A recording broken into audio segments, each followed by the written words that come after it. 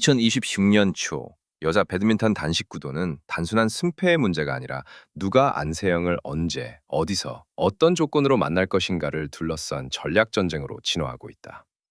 이 흐름의 한복판에서 중국의 천이페이가 선택한 행보는 더 이상 우연이나 일정상의 선택으로 설명되기 어렵다. 안세영이 빠진 슈퍼 500 대회에 출전해 완벽한 우승을 거두고 그 결과로 세계 랭킹 3위까지 도약한 이번 인도네시아 마스터스는 천이페이 개인의 시즌 첫 트로피를 넘어 여자 단식 판도를 다시 흔드는 하나의 분기점이 됐다. 천이페이는 2026년 1월 25일 인도네시아 자카르타 이스토라 세나얀에서 열린 세계 배드민턴 연맹 BWF 인도네시아 마스터스 여자 단식 결승에서 태국의 피차먼 오파트니푸스를 2-0으로 꺾고 정상에 올랐다. 스코어는 23-21, 21-13. 첫 게임에서 듀스까지 가는 접전이 있었지만 전체적인 흐름은 철저히 천이페이의 통제 아래 있었다. 특히 두 번째 게임에서 보여준 경기 운영 능력은 세계 정상급 선수의 그것이었다. 실책을 최소화하고 랠리의 길이를 조절하며 상대의 체력을 먼저 소진시키는 방식은 그가 여전히 완성형 선수임을 증명했다. 그러나 이 우승이 더욱 주목받는 이유는 경기 내용보다도 그 배경에 있다. 이번 대회에는 세계 랭킹 1위 안세영을 비롯해 왕즈이, 야마구치 아카네, 한웨이 모두 불참했다. 사실상 상위권 경쟁자들이 빠진 상황에서 천이페이는 단연 최강의 우승 후보였고 실제로 단 한 세트도 내주지 않는 퍼펙트 우승을 완성했다. 문제는 바로 이 지점이다.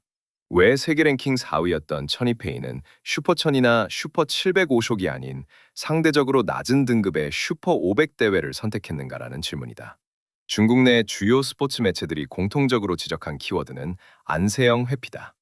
현재 랭킹 구조상 천이페이는 안세영과 같은 대회에 출전할 경우 높은 확률로 준결승에서 맞붙게 된다. 결승이 아니라 4강에서 세계 최강을 만난다는 것은 체력 소모와 우승 가능성 모두에서 치명적이다. 반면 랭킹을 한 단계만 끌어올리면 시드 배정에서 유리한 위치를 차지해 안세영을 결승까지 미룰 수 있다. 이번 슈퍼 500 우승으로 약 2200포인트를 추가한 천이페이는 야마구치 아카네를 제치고 세계 3위로 올라섰고 이는 단순한 순위 상승이 아니라 대진표 전체를 바꾸는 전략적 성과였다. 실제로 스탠민턴 기준으로 천이페이는 누적 랭킹 포인트 94,635점을 기록하며 야마구치 근소하게 아니라 향후 BWF 투어에서 안세영과 언제 만날지를 결정짓는 변수다. 중국 입장에서도 이 선택은 충분히 합리적이다. 왕즈이는 안세영에게 최근 10연패를 기록 중이고 현재로선 결승에서조차 승부를 장담할 수 없는 상황이다. 그렇다면 중국이 기댈 수 있는 카드가 누구인가? 결국 천이페이다. 중국 신화스포츠가 이번 우승을 두고 철저하게 계산된 생존 전략이라고 평가한 것도 이 때문이다. 슈퍼 300 대회에서 얻은 낮은 포인트를 슈퍼 500 우승 포인트로 대체하며 랭킹을 끌어올리고 그 결과 안세영과의 조기 대결을 피한다. 이는 회피라기보다 현실적인 선택에 가깝다. 여자 단식에서 안세영의 존재는 이제 도전 대상이 아니라 구조적 변수다.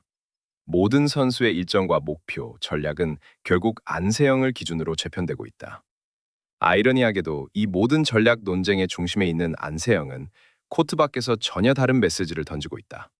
인도 오픈 우승 직후 공개된 세리머니 영상에서 그는 세계 최강의 카리스마 대신 수줍은 웃음과 춤으로 팬들과 호흡했다.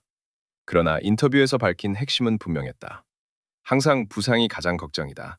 올해는 기권 없이 모든 경기를 마무리하고 싶다.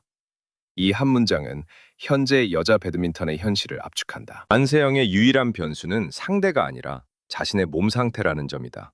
천이페이의 전략이 당장은 성공을 거뒀을지 모른다. 슈퍼 500 우승, 세계 3위 도약, 체력 소모 최소화라는 세 마리 토끼를 모두 잡았다. 하지만 이 전략의 최종 시험대는 결국 전형 오픈이다. 슈퍼천 등급의 이 대회는 전통과 위상이 다른 무대이며 안세영과 천이페이가 모두 출전할 가능성이 크다. 왕즈이까지 가세할 경우 대진은 다시 복잡해질 수 있다. 랭킹 계산이 통하더라도 코트 위에서의 진짜 승부는 피할 수 없다. 결국 이번 인도네시아 마스터스는 하나의 결론을 남긴다. 안세영을 피해서 우승하는 것은 가능하다. 하지만 안세영을 넘지 않고 여자 배드민턴의 주도권을 쥐는 것은 여전히 불가능에 가깝다. 천이페이의 선택은 비난받을 일도 과대평가할 일도 아니다. 그것은 안세영이라는 절대적 기준이 만들어낸 시대의 산물이다. 그리고 그 기준은 여전히 코트 위에서 단단히 흔들림 없이 서 있다. 2020년 2월 중국 칭다오 콘손 체육관은 단순한 대회장이 아니다. 이곳은 지금 대한민국 배드민턴이 강하다는 평가를 넘어 아시아 패권을 실제로 접수할 수 있는 단계에 올라섰는지를 증명해야 하는 시험대다. 3일부터 8일까지 열리는 아시아 남녀 단체 배드민턴 선수권은 트로피 하나를 놓고 싸우는 무대가 아니라 한국 배드민턴이 향후 1년의 방향을 어떻게 설정할 것인지가 고스란히 드러나는 전략의 장이다. 이번 대회를 관통하는 핵심 키워드는 명확하다. 중국과 일본의 관리, 그리고 한국의 정면 돌파다. 홈팀 중국은 핵심 전력을 대거 제외하며 전력 노출을 최소화했고, 일본 역시 주력 선수들의 출전을 자제하며 장기 레이스를 택했다. 반면 한국은 선택지가 아닌 결단을 내렸다. 안세영을 중심으로 한 단식, 세계 최강으로 평가받는 남자 복식 라인, 그리고 최근 급성장한 신구 조합까지 모두 투입하며 지금 이 순간이 기회라는 메시지를 분명히 했다. 이 선택이 갖는 상징성은 결코 가볍지 않다. 단체전은 개인의 기량만으로 완성되지 않는다. 컨디션, 부담감, 경기간 회복, 그리고 팀 전체의 흐름이 복합적으로 작용한다. 그럼에도 불구하고 한국은 풀 전력을 택했다. 이는 현재 대표팀이 체력, 멘털, 전술 운용 모두에서 아시아 최정상급 안정성을 갖췄다는 내부 판단이 있었음을 의미한다. 실제로 중국 현지 매체 소우닷컴이 한국은 이전 대회의 성과를 넘어 지배를 노리고 있다고 평가한 배경도 여기에 있다. 여자부에서 그 중심에 서 있는 존재는 단연 안세영이다. 세계 랭킹 1위라는 수식어는 이제 그의 경기력을 설명하기에 부족하다. 최근 1년간 중국에서 열린 굵직한 대회들을 연이어 제패하며 그는 중국 원정의 강한 선수라는 독특한 정체성까지 획득했다. 현지 관중의 야유와 압박을 이겨내는 능력, 긴 랠리 속에서도 흔들리지 않는 집중력, 그리고 팀 단체전에서 흐름을 단번에 가져오는 첫 단식의 무게감은 이미 증명됐다. 특히 이번 대회는 천이페이와 야마구치 아카네가 빠진 구도다.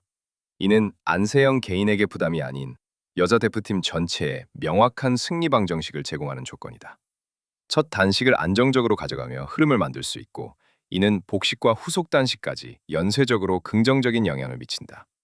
사상 첫 아시아 여자 단체전 금메달이 가능성이 아니라 현실적 목표로 언급되는 이유다. 남자 팀의 전력은 더욱 노골적이다. 김원호, 서승재 조합은 이미 세계 투어에서 상대가 준비해야 하는 팀으로 분류된다. 여기에 강민혁, 기동주라는 또 다른 무기가 가세하면서 한국은 복식 두 축 모두에서 확실한 우위를 점했다.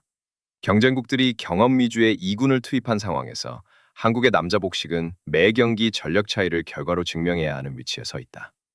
이 대회가 중요한 이유는 결과 그 자체보다도 이후를 향한 연결성에 있다. 2월의 아시아 단체전은 5월 세계 단체 선수권, 그리고 9월 나고야 아시안 게임으로 이어지는 대장정의 출발점이다.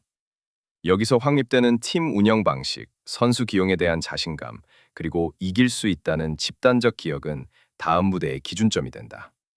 한국이 이번 대회를 단순한 예선이 아닌 전성시대의 선언문처럼 다루는 이유다. 적지 한복판에서 벌어질 이번 승부는 상대의 계산과 한국의 자신감이 정면으로 충돌하는 장면이 될 것이다. 안세영을 필두로 한 태극전사들이 칭다오에서 어떤 답을 내놓느냐에 따라 2026년 한국 배드민턴의 서사는 도전이 아닌 지배로 다시 쓰일 수 있다. 지금 세계 배드민턴의 시선이 이 무대를 향하는 이유는 단 하나다. 한국이 정말로 새로운 시대의 문을 여는 순간이 될 수 있기 때문이다. 안세영의 승리가 거듭될수록 관중의 반응은 단순한 환호를 넘어 하나의 현상으로 진화하고 있다. 최근 이어진 연승 국면에서 가장 두드러지는 변화는 경기 결과가 아니라 경기를 바라보는 팬들의 태도 자체가 달라졌다는 점이다. 예전에는 이길 수 있을까가 화두였다면 이제는 얼마나 압도적으로 이길 것인가, 어느 순간에 상대의 멘탈을 꺾을 것인가가 자연스러운 관전 포인트로 자리 잡았다. 온라인 반응은 더 직접적이다. 한국 팬들 사이에서는 이제 안세영 경기에서 가장 무서운 건 부상뿐이라는 말이 밈처럼 퍼지고 있고, 경기 후에는 기술 분석 영상과 장면 캡처가 순식간에 확산된다. 단순한 응원이 아니라 하나의 스포츠 아이콘을 소비하고 해석하는 단계로 접어든 모습이다. 팬들은 안세영의 승리를 결과가 아닌 과정의 완성도로 평가하기 시작했고, 실점 하나에도 지금은 체력 관리 구간이라는 해석이 따라붙는다. 안세영은 지금 이기는 선수이자 보호받아야 할 시대의 중심이다. 관중의 환호 속에 섞인 이중적인 감정은 그녀가 단순한 금메달 후보를 넘어 한국 스포츠 전체가 공유하는 상징적 존재가 되었음을 분명히 보여주고 있다.